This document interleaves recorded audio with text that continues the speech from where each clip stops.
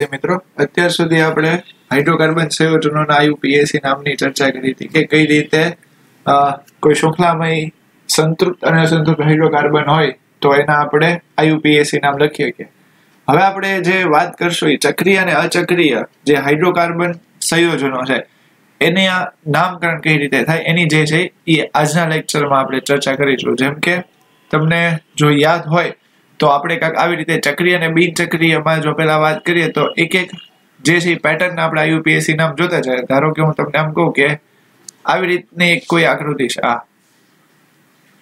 આનું જો મારે નામ લખવું હોય તો આપણે જોયેલું હતું અગાઉના લેક્ચરમાં કે આને કહેવાશે સાયક્લોપ્રોપેન, બરાબર। આ સાયક્લોપ્રોપેન આને કેમ કહેવાશે તો કે અહીંયા CH2, અહીંયા આગળ તમે જોશો તો CH2, અહીંયા CH2 ને આમ આવી રીતે જોડાયેલા હશે એટલે એને શું કહેવાશે? સાયક્લોપ્રોપેન કહેવાશે। એવી રીતે આવી રીતે કોઈ હોય, બરાબર, તો આને શું કહેવાશે? સાયક્લોબ્યુટેન। એટલે CH2, અહીંયા CH2, અહીંયા CH2 ને આ CH2, એટલે આવી રીતે આ જે સંયોજન હશે એને આપણે કહેશું સાયક્લોબ્યુટેન। એવી રીતે ધારો કે સાયક્લોપેન્ટેન મારે કહેવું હોય તો હું સાયક્લોપેન્ટેન આને કહી દઉં।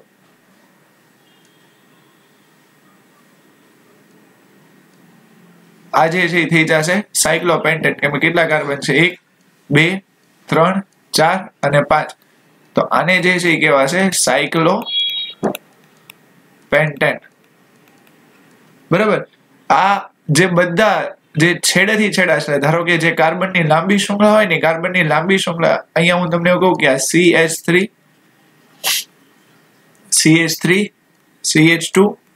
CH2 અને CH3, આ જે કાર્બનની લાંબી શૃંખલા છે, 5 કાર્બન ધરાવતી જે લાંબી શૃંખલા છે એના જ્યારે છેડેથી છેડાને એકબીજાની સાથે જોડવામાં આવે ત્યારે જે આખું ચક્રીય બંધારણ બને એને શું કહેવામાં આવશે તો કે સાયક્લોપેન્ટેન જે છે એ કહેવામાં આવશે।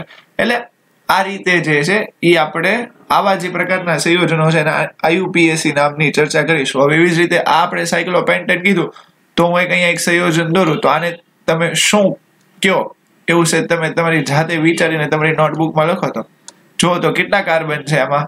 અહીંયા 1, અહીંયા 2, અહીંયા 3, અહીંયા 4, અહીંયા 5 અને 6, તો આને શું કહેવામાં આવશે? સાયક્લોહેક્સેન। આનું નામ શું થઈ જશે? સાયક્લોહેક્સેન જે છે નામ થશે। હવે આ બધા જે છે ને એ સિમ્પલ એટલે કે જ્યારે ચક્રીય સંયોજનો છે એમાં ધારો કે હું આવી રીતે કરી નાખું કે આ એક જે સાયક્લોપ્રોપેન સંયોજન હતું એમાં હું અહીંયા એક બંધ મૂકી દઉં તો આને કહેવાય પ્રોપીન। કેમ કે અહીંયા જો દ્વિબંધ જે છે આવી ગયો, બરાબર।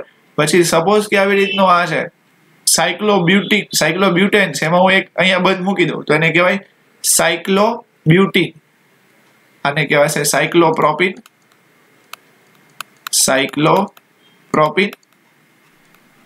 આને કહેવાય છે સાયક્લોબ્યુટીન। એવી જ રીતે અહીંયા આપણે જોઈએ તો અહીંયા આગળ એક બંધ દોરી નાખું તો આને કહેવાય છે સાયક્લોપેન્ટીન।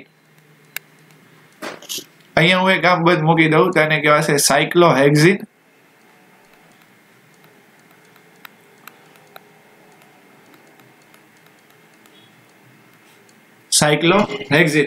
આ રીતે જે છે એ આપણે IUPAC નામ જે છે એના લખવાના જે છે આવશે। આમાં અલગ અલગ રીતે જે છે IUPAC નામ જે છે જોશું, બરાબર।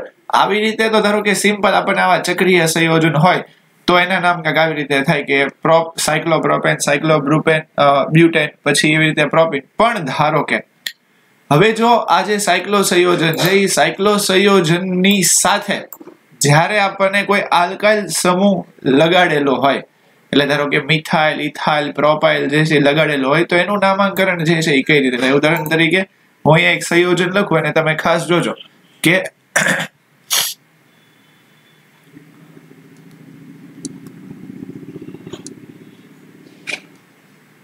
આવી રીતે એક સંયોજન છે, એમાં અહીંયા આગળ જે છે લાગેલું છે CH3 ને અહીંયા આગળ લાગેલું છે CH3.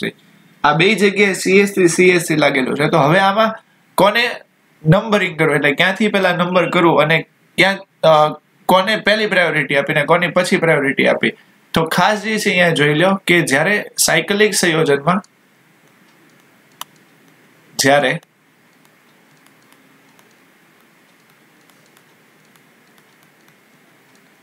જ્યારે સાયકલિક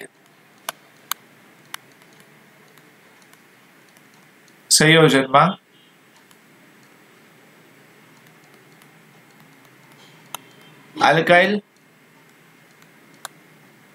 આલ્કાઇલ સમૂહ લાગેલા હોય ત્યારે તેને આલ્ફાબેટિક ક્રમ મુજબ નંબર આપવું, એટલે કે નામ લખવું. અને નંબર એ રીતે તમારે આપવાના થશે. જેમ કે અહીંયા તમે જો તો આમાં તો આલ્ફાબેટિક ખબર ન પડે, તો હું અહીંયા નામ લખી નાખું કે અહીંયા 1 ને અહીંયા 2. તો હવે જો મારે આનું નામ લખવું હોય તો શું થઈ જશે કે 1,2 ડાયમિથાઇલ. જો પહેલા ને બીજા નંબરના કાર્બન ઉપર છે તો 1,2 ડાયમિથાઇલ સાયક્લોપેન્ટેન. 1,2 ડાયમિથાઇલ સાયક્લોપેન્ટેન એનું નામ થશે. હવે એવી જ રીતે આપણે આવું એક બીજું ઉદાહરણ લઈએ કે હું અહીંયા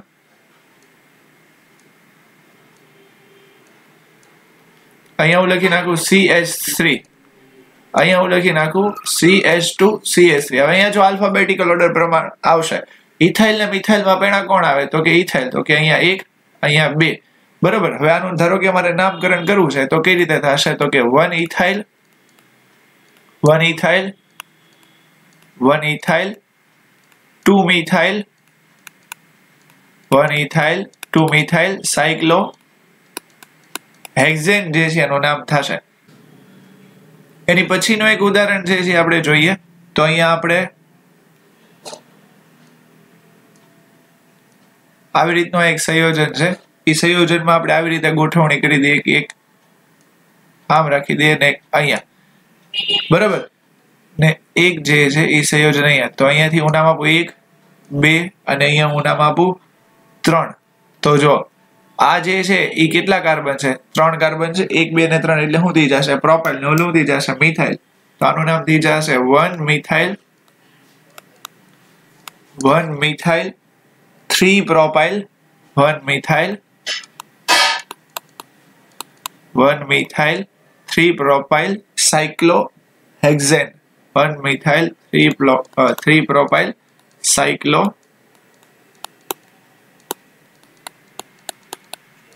હેક્ઝેન થશે. એટલે આ રીતે જ્યારે આવા સંયોજન હોય ને એની ઉપર જો આલ્કાઇલ સંયોજન આપેલા હોય તો એનું તમારે નામકરણ કાંક આવી રીતે કરવાનું થશે.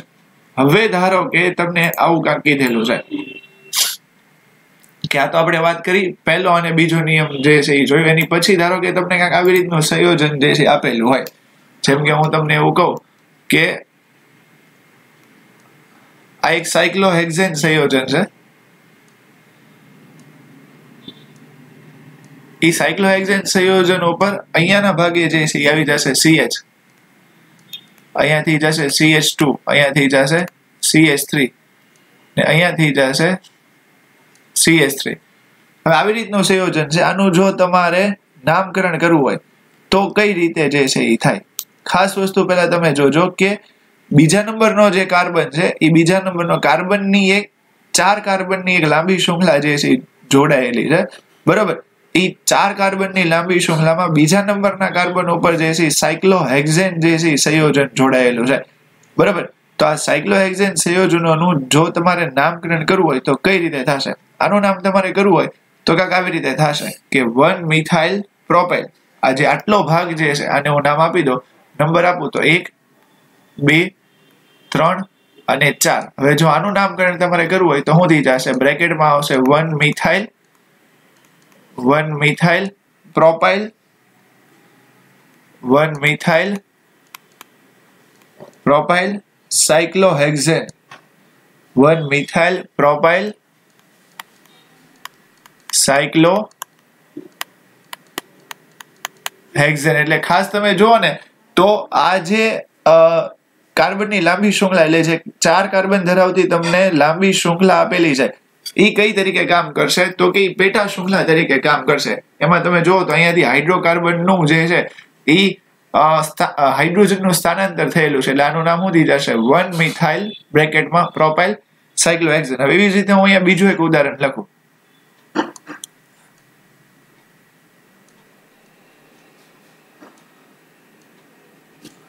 અહીંયા જે છે CH2 CH2 CH2 CH2 CH3. હવે ધારો કે આનું મારે નામ લખવું હશે બરોબર તો આ એક આલ્કાઇલ સંયોજન થયું. આને જો વાસ્તવિક રીતે આ જે ઉપરની શૃંખલા છે ને કાંઈક આવી રીતની છે કે CH3 CH2 CH2 CH2 અને CH3. આની અંદરથી એક હાઇડ્રોજનનું જે છે એ શું થયેલું છે વિસ્થાપન થયેલું છે ને એ હાઇડ્રોજનનું વિસ્થાપન થઈ ને આપણને કાંઈક આવી રીતનું જે છે એ મળેલું છે જે સાયક્લોપેન્ટેનની ઉપર જોડાયેલું છે. એટલે CH4 હોય એ CH4 માંથી જો એક હાઇડ્રોજનનું વિસ્થાપન થાય તો આપણે લખતા હતા CH3 જેને આપણે કહેતા હતા મિથાઇલ. આ CH3 એમાંથી એક હાઇડ્રોજનનું વિસ્થાપન થઈને આવી રીતે બનતું હતું CH2 CH3 જેને આપણે કહેતા હતા ઇથાઇલ. તો આ 5 કાર્બન જે છે એમાંથી એક હાઇડ્રોજનનું વિસ્થાપન થાય છે એટલે આને આપણે શું કહેશું પેન્ટાઇલ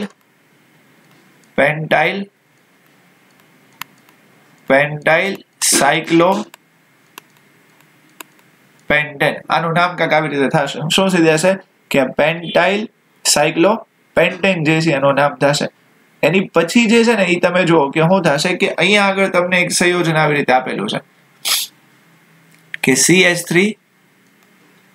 આ એક સાયક્લોબ્યુટેન સંયોજન છે બરોબર. 4 કાર્બન ધરાવતું જે છે હું એક સાયક્લો સંયોજન બનાવું.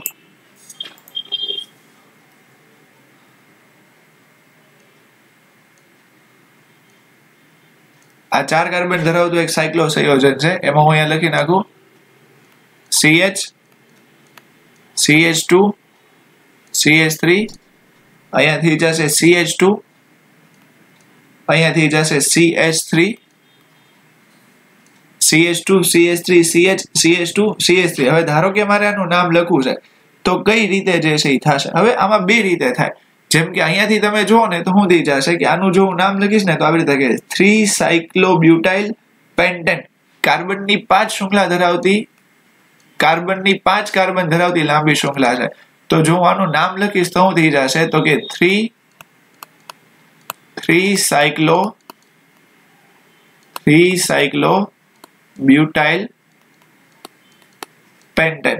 એટલે આ રીતે જે છે એ આવા સંયોજનોનું જે છે એ નામકરણ થશે. કઈ રીતે આનું નામકરણ થાય એ ખાસ એક વસ્તુ જે છે જોઈ લેજો કે જ્યારે તમારી પાસે આવી રીતનું કોઈ સંયોજન આપેલું એટલે જે આ ચક્રીય સંયોજન છે એ ચક્રીય સંયોજનમાં જ્યારે ઉપર આવી શૃંખલા આપેલી હોય તો એની પેટા શૃંખલા તરીકે જે છે એ કામ કરશે બરોબર. એટલે અહીંયા આપણે શું લખ્યું તો કે 1 મિથાઇલ પ્રોપાઇલ સાયક્લોહેક્ઝેન. એવી રીતે અહીંયા આપણે શું લખ્યું તો કે આની ઉપર તમે જો કે 5 કાર્બન ધરાવતી શૃંખલા હતી એટલે આપણે શું લખ્યું તો કે પેન્ટાઇલ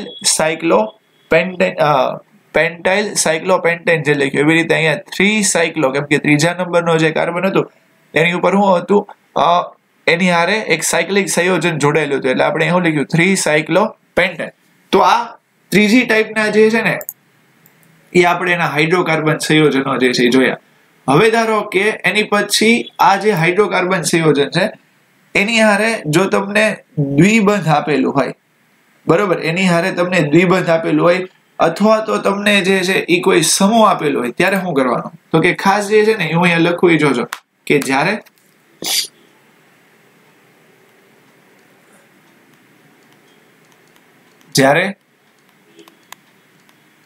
સાયકલિક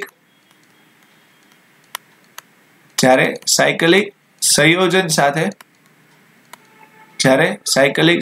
સાથે દ્વિબંધ ત્રિબંધ કે કોઈ સમૂહ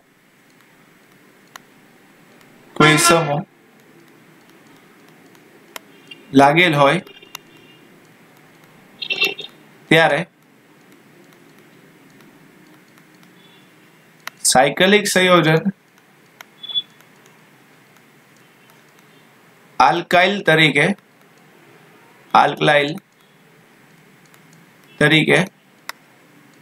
વર્તે છે. હવે હું અહીંયા તમને એક સિમ્પલ ઉદાહરણ આપું ને એટલે તમને વસ્તુ ક્લિયર થશે. એ તમે અહીંયા જોજો. ધારો કે હું અહીંયા આવી રીતનું એક સંયોજન લખું, આ સાયક્લોપેન્ટેન છે, બરોબર, સાયક્લોપ્રોપેન છે. એ સાયક્લોપ્રોપેનમાં અહીંયા આગળ હું લખી નાખું CH2, બરોબર.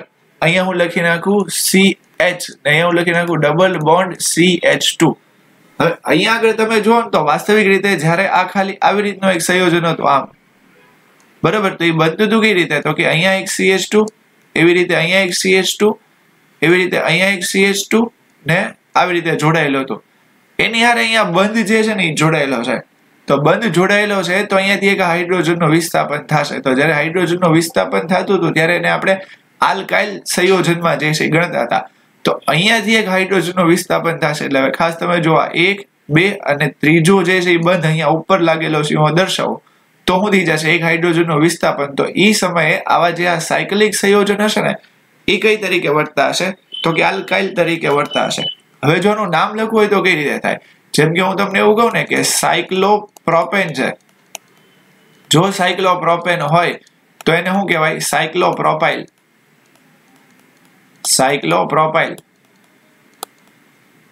ધારો કે સાયક્લોબ્યુટેન હોય,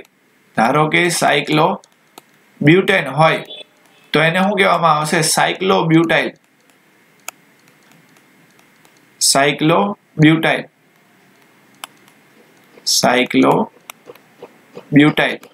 આવી રીતે જે છે એ તમારે એનું નામકરણ ખાસ કરવાનું થશે. તો પહેલા આપણે આ નામ જે છે લખીએ એટલે તમને ઓટોમેટિક આઈડિયા જે છે આવી જશે. હવે અહીંયા આને હું જવા દઉં છું, તમારે જે લખાઈ ગયું હશે તો આનું નામકરણ કેવી રીતે થાય. અહીંયા હું ધારો કે નંબર આપીશ, ખાસ નંબર ધ્યાનથી જોજો. તો કે આ 1, 2 અને 3, તો ત્રીજા નંબરના કાર્બન ઉપર થી પડે છે એટલે આનું નામ થશે 3 સાયક્લો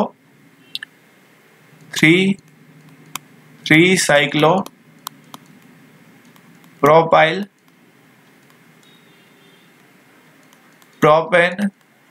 1 in 3 સાયક્લોપ્રોપાઇલ પ્રોપેન 1 in. એવી જ રીતે અહીંયા ધારો કે આવી રીતે એક સંયોજન છે ને એમાં કાંક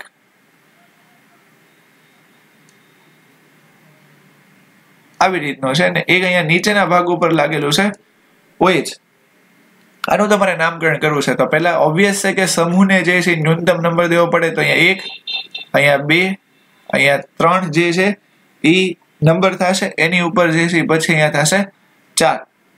તો આનું જો તમારે નામ કરવું હોય તો જો ત્રીજા નંબરનો આ જે કાર્બન છે, આ કાર્બન, એ કાર્બનની હારે આ એક આખું સાયક્લો સંયોજન જે છે એ જોડાયેલું છે. એટલે પહેલા તો આવી રીતે થશે કે 3 સાયક્લો, બરોબર, ખાસ જો કે 3 સાયક્લો હેક્સાઇલ, 3 સાયક્લો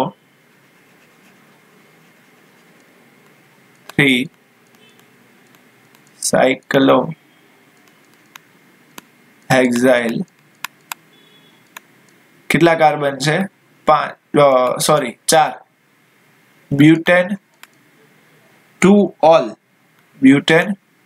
જો ફરીથી કાંઈ એવું આની અંદર રોકેટ સાયન્સ નથી, ખાલી જો કે જ્યારે આટલો જે ભાગ જે છે, આટલો ભાગ કોની હારે જોડાયેલો છે, તો કે આ જે ભાગ જે છે એની હારે જોડાયેલો છે, જે સાયક્લિક સંયોજન છે એની હારે જોડાયેલો છે, બરોબર. એમાં ત્રીજા નંબરનો કાર્બન આ સાયક્લોહેક્સેન ની હારે જોડાયેલો છે. અહીંયા OH સમૂહ આપેલો છે તો એને આપણે ન્યૂનતમ નંબર દેવાનો થશે. તો 1, 2, 3 અને 4. બીજા નંબરનો જે કાર્બન છે, બરોબર, એની ઉપર OH આવેલું છે અને ત્રીજા નંબરના કાર્બન હારે સાયક્લો સંયોજન લાગેલું છે. એટલે જેમ મેં તમને કીધું એમ કે આ સાયક્લો કઈ તરીકે કામ કરશે, તો આલ્કાઇલ તરીકે વર્તશે. એટલે એને શું કહેવાશે, 3 સાયક્લો હેક્સાઇલ બ્યુટેન 2 ઓલ જે છે એનું નામ થશે. હજી જે છે ને એક આપણે ઉદાહરણ જોઈએ એટલે તમને વધારે ક્લિયર થાય કે કઈ રીતે થશે. કે અહીંયા બેન્ઝીન, બરોબર, એ બેન્ઝીન ની હારે અહીંયા CH3, અહીંયા CH double bond CH single bond CO ને અહીંયા થઈ જશે CH3. હવે નામ તો આમ આવી રીતે થશે કે 1 2 3 ને 4 આવી રીતે કાકાનું નામકરણ થાય. હવે આનું જો આપણે નામકરણ કરવું હોય તો ખાસ જુઓ કે આ જે ચોથા નંબરનો કાર્બન છે એ ચોથા નંબરના કાર્બનની હારે આ સાયક્લો સંયોજન જોડાયેલું છે. તો આનું નામ શું થશે કે 4 સાયક્લો